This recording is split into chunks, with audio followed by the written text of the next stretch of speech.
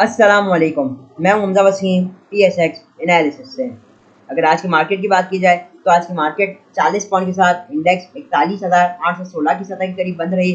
Volumes को देखा जाए तो 69 मिलियन का काम KSE 100 इंडेक्स में हुआ, या KSE ऑल शेयर के अंदर सिर्फ और सिर्फ 185 मिलियन का काम हुआ, जिसकी वैल्यू 6.7 बिलियन बनती है।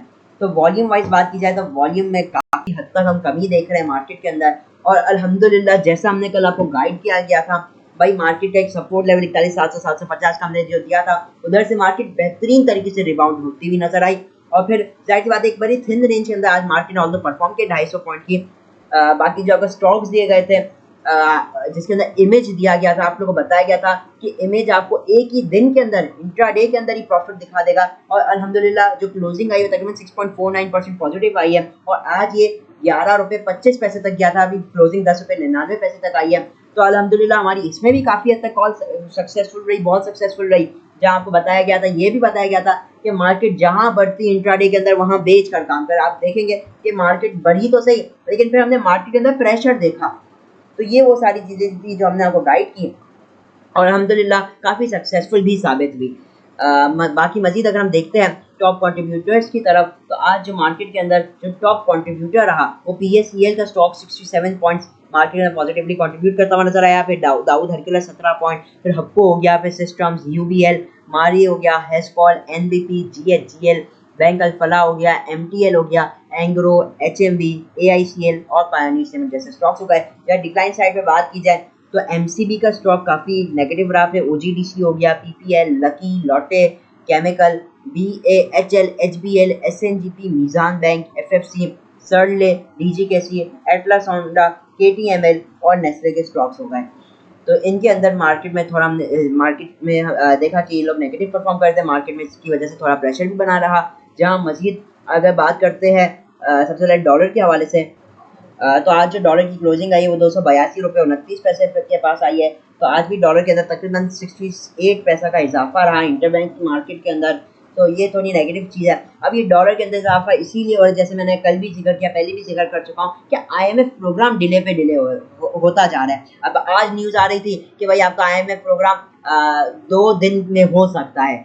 इस पर काफ़ी चांसेस है, वजीर खजाना इस पे बड़े पुरुमीद है। अब आप ये देखेंगे, ये न्यूज़ हम आए दिन देख रहे हैं, पिछले हफ्ते से ये न्यूज़ आ रही है अभी हो जाएगा अभी हो जाएगा, और इस पे डिले होता जा रहा है, जो कि हमारी इकोनॉमी को एक एक दिन लेट हो रहा है, हमारी इकोनॉमी को बहुत हर्ट हो रहा है।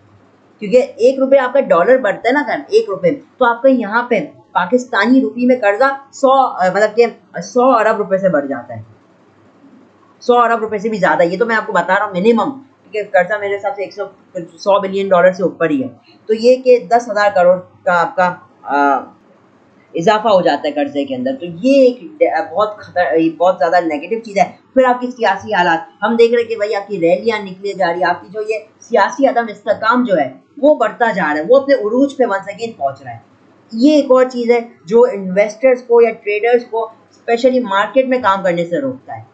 इस अनसर्टेनिटी की वजह से, इस अनसर्टेनिटी की वजह से आपके फॉरेनर्स इन्वेस्टर्स नहीं इन्वेस्ट नहीं करते। वो बोलते हैं कि भाई जिस मुल्क में सियासत ही सही तरीके, मतलब कि सियासत में इतना हंगामा है तो मुल्क कैसे चलेगा। जाहिर सी बात है, सियासतदान अगर आपस में लड़ने में मशगूल हो जाएंगे तो वो अपनी इकनॉमी पे कैसे तवज्जो देंगे। एक दूसरे के ऊपर अगर इल्ज़ामात लगेंगे तो आपकी इकोनॉमी पे कैसे ध्यान जाएगा। तो ये वो सारे फैक्टर्स होते हैं जो मार्केट को इनडायरेक्टली हिट कर रहे होते हैं, इनडायरेक्टली हिट पड़ रहा होता है मार्केट को। ठीक है, क्योंकि आप यूँ देखेंगे तो ऐसे तो आपको लगेगा नहीं इससे कंपनी की अर्निंग्स को क्या हो जाएगा, कंपनी के फंडामेंटल्स को क्या हो जाएगा, लेकिन एक फ़र्क पड़ता है कंपनीज को भी। डॉलर बढ़ेगा तो इंपोर्ट महंगी होगी, इंपोर्ट महंगी हो गई तो कॉस्ट बढ़ जाएगी, कॉस्ट बढ़ेगी तो इन्फ्लेशन होगी। तो सारी चीज़ें इंटरलिंक्ड है। एनीवेज मज़ीद अगर हम देखते हैं टॉप एक्टिव स्टॉक्स की उसमें, तो आज हेस्कॉल के अंदर वंस अगेन आज हमने एक्टिविटी कंटिन्यू देखी। 26 मिलियन का काम हुआ, फिर WTL हो गया, फिर डबल GL के अंदर बहुत अच्छी एक्टिविटी हुई। डबल GL हो गया, ट्रिपल GL हो गया, TPLP, इन सब के अंदर अच्छी एक्टिविटीज़ देखने को मिल रही थी। टेलीकार्ड के अंदर 4 पैसे की गिरावट रही। OGDC के अंदर हमने प्रॉफिट टेकिंग देखी डेफिनेटली, क्योंकि ये काफ़ी आपका हाई साइड पे जा चुका था तो कुछ प्रॉफिट टेकिंग बनती थी। फिर आपका ट्रिपल GL हो गया 25 पैसे, ये भी पॉजिटिव रहा हाई साइड से, इसके अंदर भी प्रॉफिट टेकिंग आई। फिर TPLP के अंदर 7 पैसे का काम हुआ। पॉजिटिव साइड पे एंग्रो कॉर्पोरेशन 21 पैसे माइनस रहा। इसके अंदर ज़्यादा काम हो रहा है, आप देखेंगे 5.99 मिलियन का काम हो रहा है, कल भी मेरे हिसाब से 8 मिलियन का काम हुआ। तो ये जो हो रहा है ना, एंग्रो में इतने बड़े वॉल्यूम लगने की वजह इसके बाईबैक हो रहे हैं, क्योंकि मेरे हिसाब से 70 मिलियन शेयर्स कुछ कंपनी ने कहा था, अगर मैं गलत नहीं हूँ बाईबैक का। तो ये बाईबैक हो रहे हैं, आप रोज देखेंगे तो वो सुबह इसकी मटेरियल इन्फॉर्मेशन शेयर हो जाती है बाईबैक की। तो एनीवेज डिस्क्लोजर बेसिकली आप कह लीजिए वो आ जाता है। कल भी आप देखेंगे तो कंपनीज फिपिलिपी डेटा में कंपनीज की तरफ से $8 मिलियन की बाइंग आई थी। तो यही बात है, जो कंपनी एंग्रो की कंपनी वो खुद ही अपने शेयर्स को बाईबैक कर रही है। फिर यूबीएल का स्टॉक हो गया 72 पैसे, ये भी पॉजिटिव रहा। बीपीएल ₹1.18 नेगेटिव रहा। चाहे टॉप एडवांसर्स के अंदर मोस्टली इलिक्विड स्टॉक है, आईएमएल हो गया, फिर एनआईसीएल हो गया, बक्सले हो गया, तो इनके अंदर हमने कुछ एक्टिविटीज देखी। चाहे टॉप डिक्लाइन साइड पे भी कुछ हद तक लिक्विड है, जैसे ट्राई स्टार पावर हो गया जो मुसलसल रैली दिखाया था, अब उसके अंदर हमने लोअर कैप का सिलसिला देखा है। फिर आपका एसएलएल एसएमई लीजिंग लिमिटेड, इसके अंदर कुछ काम हुआ। फिर सुपरनेट को भी आज लोअर कैप लगा। सिमिलरली बाकी कई सारे इलिक्विड स्टॉक हैं। मजीद अगर हम चलते हैं इंटरनेशनल मार्केट में कमोडिटीज़ को डिस्कस करते हैं, तो क्रूड ऑयल इस वक्त नीचे आ चुका है। कल भी हमने अच्छी खासी गिरावट देखी थी, इस वक्त $73.22 के साथ $1.57 नेगेटिव चल रहा है। जब गोल्ड $7 नेगेटिव चल रहा है $1908 के पास, जहाँ वर्ल्ड मार्केट्स की अभी भी हालत ख़राब ही है। कि जब से हम देख रहे थे आपका एसवीबी बैंक आपका बिल्कुल आपका वो हो गया है, क्या कहते हैं, बिल्कुल डिफ़ॉल्ट के करीब ही आ गया, मैं यही कहूँगा। जो इसका फॉल बैक बहुत खतरनाक था, जिसकी वजह से और भी बैंक्स की जो है इस वक्त हालतें ख़राब है, क्योंकि जाहिर सी बात है इंटरनेशनल, ये भी एक बहुत तवील टॉपिक है कि क्या हुआ, बॉन्ड प्राइसेस रेज हुई, तो फिर ये ओवरऑल तवील टॉपिक है। मजीद देखा जाए तो आपकी बॉम्बे स्टॉक एक्सचेंज आज 337 पॉइंट नेगेटिव रही, और आपकी जो अभी देखते हैं लंदन और यूरोपियन मार्केट, इस वक्त वो स्लाइटली पॉजिटिव चल रही है, ठीक है, मतलब स्लाइटली पॉजिटिव है। ये तो कुछ आज की मार्केट के हवाले से हो गया। अब चलते हैं केसी 100 इंडेक्स के टेक्निकल चार्ट पर, देखते हैं टेक्निकली मार्केट के अंदर आगे कैसी मूवमेंट आ सकती है। तो इस वक्त मैं मौजूद हूँ केसी 100 इंडेक्स के डेली चार्ट के ऊपर, और आज सबसे पहले आप वॉल्यूम्स देखते हैं तो वॉल्यूम्स के अंदर बहुत बड़ा श्रिंक आया है। जो कल के दिन हमने देखा था 111 मिलियन का काम हुआ था, आज 69 मिलियन का काम हुआ है, ठीक है। फिर आप मजीद अगर हम देखते हैं तो आज की जो कैंडल बनी है वो एक डोजी कैंडल बनी है। डोजी का मतलब जहां ओपन रही थी वहीं के आसपास क्लोजिंग आई है मार्केट की, तो एक डोजी कैंडल बनी है। और डोजी कैंडल का आप मोस्ट लाइकली आप समझ लीजिए, डोजी कैंडल जो होती है वो एक मोस्ट लाइकली साइडवेज कैंडल भी अक्सर होकर उसको भी ये रेफर करता है। तो ओवरऑल सेशन जो क्लोज हुआ ना मार्केट का, वो मतलब कि जो कैंडल क्लोज रही है वो ना ही बुलिश है ना ही बियरिश है, न्यूट्रल कैंडल मार्केट की क्लोज रही है। मजीद अगर मैं आपको लेकर चलूँ आवर्ली टाइम फ्रेम में, क्योंकि मार्केट का सिनेरियो समझते हैं ना, मैंने कल भी इस मार्केट के हवाले से जिक्र किया गया था।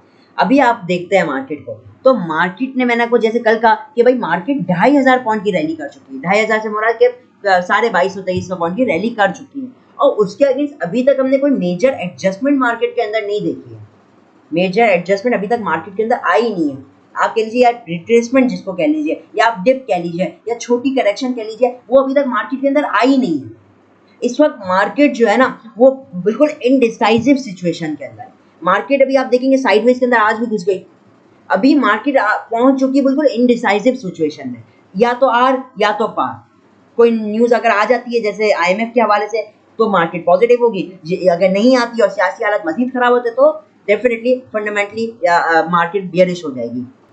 एनीवेज लेवल्स के ऊपर बात की जाए तो आप देखिए 750 का वही लेवल जो मैं आपको कल दे रहा था, आप देखिए कि आज मार्केट उससे कैसा रिबाउंड किया। मार्केट उसके नीचे तो गई, लेकिन आवर्ली टाइम फ्रेम में उसके नीचे क्लोजिंग देने में नाकाम रही। या आप हाफ 30 मिनट में भी देखें तो मार्केट जो है वो 750 पे बहुत अच्छा सस्टेन कर रही थी। आप देखिए 750 के नीचे क्लोजिंग नहीं दे पा रही थी इवन 30 मिनट्स के अंदर। तो ये जो लेवल है ना, ये एक मजबूत लेवल बन चुका है। और मार्केट ने आज जो एक हाई लगाया 900 के पास, मार्केट ने रेजिस्टेंस ली, मतलब उसके ऊपर क्लोजिंग देने में नाकाम थी आवर्ली टाइम फ्रेम, और आप 30 मिनट्स में देखें तो उसके ऊपर क्लोजिंग देने में डेफिनेटली मार्केट एक थोड़ी प्रेशर में थी। अब यही वो दो लेवल है जो आपके लिए ब्रेकआउट लेवल बनेंगे इंट्राडे ट्रेड के लिए। इंट्राडे ट्रेड के लिए आपके लिए ब्रेकआउट लेवल बन जाएंगे। पहला कौन सा, 41,750 से 700 का लेवल बड़ा सपोर्ट लेवल है। कल मार्केट अगर इसको तोड़ती है और इसके नीचे क्लोजिंग देती है तो आप मार्केट के अंदर वो एक स्लाइड आता हुआ देखेंगे, और इमीडिएटली मार्केट को 750 तोड़ेगी, उसके नीचे क्लोजिंग देगी, तो इमीडिएटली जो मार्केट का पहला टारगेट बनेगा वो 600 का बनेगा, 41,600।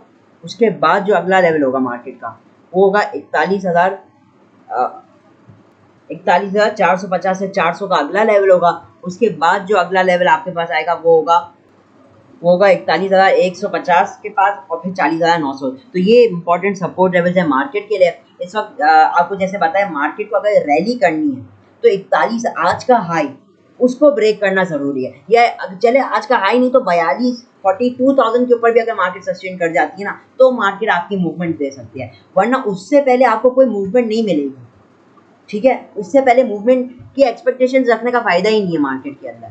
बेहतर है जहां मार्केट बढ़े वहां बेच कर काम करें। फिर उसके बाद 42,000 का पहली रेजिस्टेंस आएगी आपकी, और उसके बाद जो डायरेक्ट रेजिस्टेंस है वो वन सेकेंड हाई के पास चली जाएगी मार्केट के। वो कौन सी 42,250, ये उन लेवल्स के पास आ जाएगी मार्केट।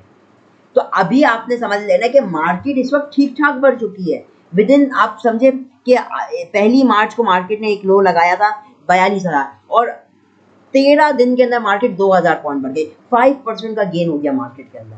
अब 5% के अगेंस्ट कोई एडजस्टमेंट तो आनी है ना मार्केट के अंदर, तो अभी मार्केट वही एडजस्टमेंट की तरफ जा सकती है।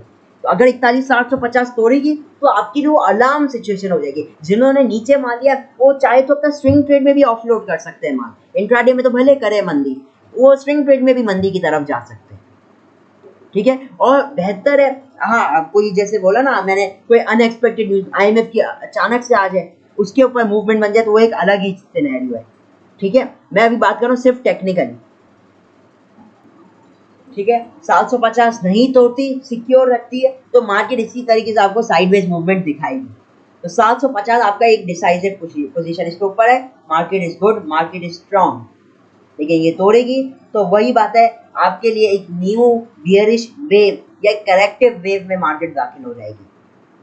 मेरा पर्सनल ओपिनियन है जहां मार्केट बढ़ती है थोड़ा थोड़ा बेच कर काम करें और डिप्स का इंतजार करें।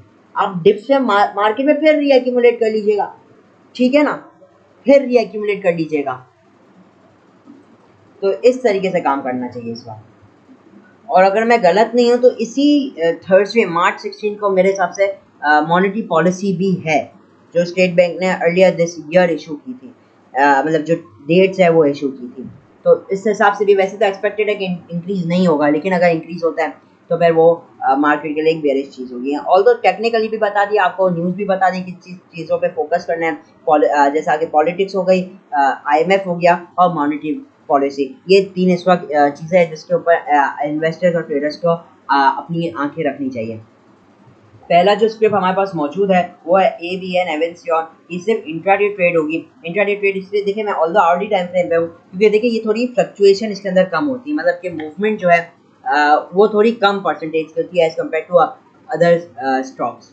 बहरहाल अभी देखा जाए तो ABN बड़े इंपॉर्टेंट सपोर्ट लेवल के ऊपर है। आप देख सकते हैं मैंने ड्रॉ किया हुआ है, ट्रेंड लाइन की हुई है ड्रॉ, तो ये एक बड़े इंपॉर्टेंट ट्रेंड लाइन के ऊपर है और जो कि एक सपोर्ट की तरह इस वक्त एक्ट करेगी। मजीद देखा जाए तो इसने रिसेंटली हमें एक रैली दिखाई थी 61 रुपये से, कहाँ तक दिखाई थी 67 रुपीज़ तक। तो 67 रुपीज़ से इसके अंदर बड़ी स्ट्रॉन्ग अप मूवमेंट आई थी। इस स्ट्रॉन्ग अप मूवमेंट के बाद अभी ये थोड़ा इसने अपना को रिट्रेस किया है और अब यहाँ पे ये जो अभी करंट रेट है 65 रुपीज़ 90 पैसा, इधर अपने आप को थोड़ा ये कंसोलिडेट कर रहा है। ठीक है, इस कंसोलिडेशन के बाद अब हम देख सकते हैं जो इसका ब्रेकआउट लेवल होगा वो 66 रुपीज़ 10 पैसे का होगा।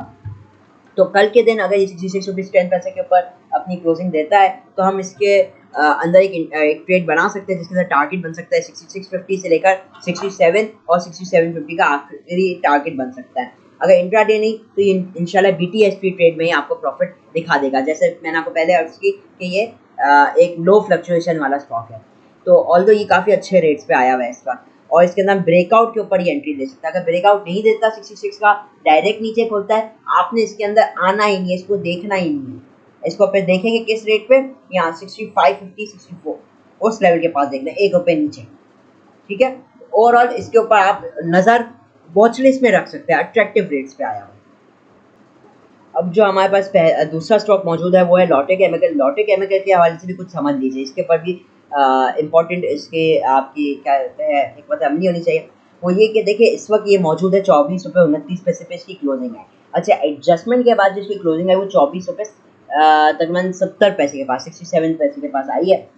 जाहिर सी बात है एडजस्टमेंट के बाद आई है, तो इसके अंदर भी सेलर खराब है 59,000 का, मतलब थोड़ा इसके अंदर प्रेशर है। अब क्या हो सकता है कि कल के दिन अगर ये नीचे खुलता है और ये अगर आपको 24 रुपये और 2420 या 30 पैसे के दरमियान में मिले, तो ये अच्छी एक्यूमुलेशन के लिए हो सकता है, क्योंकि हमने रिसेंटली देखा है कि ये जो 24 रुपये का लेवल है ना, ये इसके लिए बहुत इंपॉर्टेंट रहा है।